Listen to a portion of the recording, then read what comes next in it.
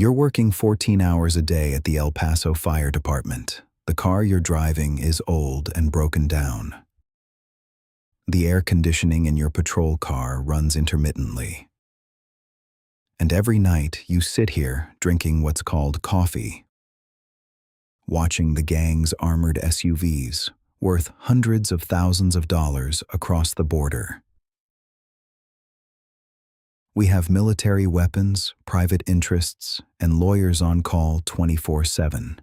And you have an $85,000 salary, a marriage on the brink of divorce because you're never home, and the empty promises of politicians on TV. You start to wonder, what am I protecting? And who will protect me? I was dining alone at a small restaurant with a simple meal. He arrived in a custom-tailored suit. He was a lawyer representing the agricultural corporations on the South Coast. He didn't ask you to kill anyone. He didn't tell you to steal drugs. He pushed a USB drive across the table. Inside was a cold wallet containing $5 million. All he needed was for you to forget to sign the extension of the wiretapping warrant for a suburban transit station within exactly 24 hours.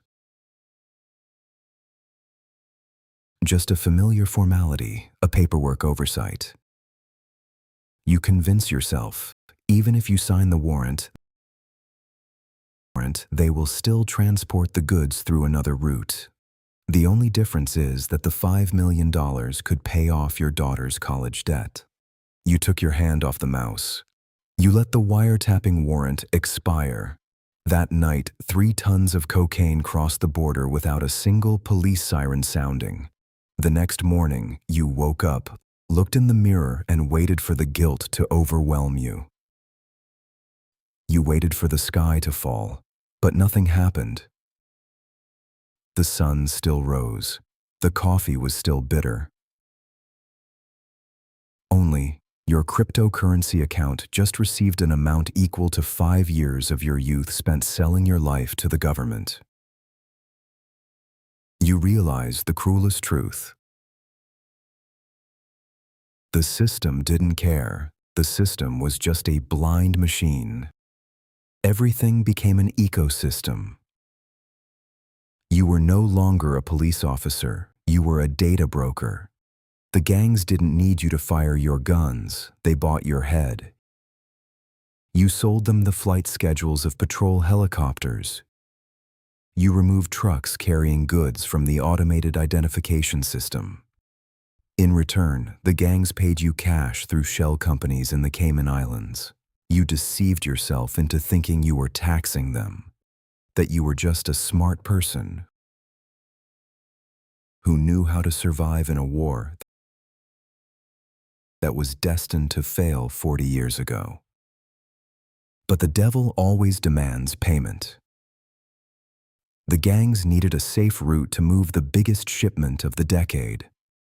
To distract them, they needed a scapegoat. You then provided with the coordinates of the local special forces team's rendezvous point. You thought they were just firing warning shots, but they use anti-aircraft machine guns. 6 officers were killed. Among them was Marcus, your 24-year-old partner who had just shown you the ultrasound image of his first child the week before. You were the one who had to go knock on his door, look into the tear-filled eyes of his widowed wife, and promise that the DEA would catch the culprits. You washed your hands until they bled, but the smell of fake gunpowder never seemed to go away. You intended to retreat, but the gang wouldn't. To keep you safe and promoted, they offer you 3 mid-level bosses from rival gangs. Thanks to your outstanding intelligence, you orchestrated the arrest of the century. You made the cover of a magazine. You were promoted to head of the border task force. You received a Medal of Honor. The crowd applauded the hero. And you know you've just officially become the unpaid scavenger of your real boss south of the border. No crime stays hidden forever. Financial agents are starting to notice anomalies in cryptocurrency flows. Internal auditors smell something fishy. The net of justice is closing. Are you scared? Yes, but 10 years of corruption have taught you one thing. The survivor isn't the innocent, but the one who strikes first. You fabricate evidence, shady transactions, secret messages, all cleverly orchestrated to point to Ray, a veteran agent struggling with alcoholism. They handcuff Ray right in his office. His eyes look at you pleadingly. You respond with only a disappointed shake of your head. You're 58. You retired early for health reasons, with a perfect resume and a medal on your lapel. Accounts in Switzerland and the Bahamas have laundered tens of millions of dollars of blood. You buy a mansion in Miami. No one is chasing you, no charges, no divine punishment. Hollywood often makes movies that say the bad guys will eventually pay the price. But what's the reality? The bad guys sunbathe in Florida, sip martinis, and write memoirs about their days dedicated to justice. Meanwhile, right now, in the El Paso wildfire, another young, fresh out of coaching agent sits shivering in his dilapidated patrol car, soaked, desperate, and disillusioned with the system. A Xenia-suited lawyer knocks on his window. Everything starts again. The war on drugs was never about winning. It's just a meat grinder, and you're just one of the lucky ones who escaped by selling your soul.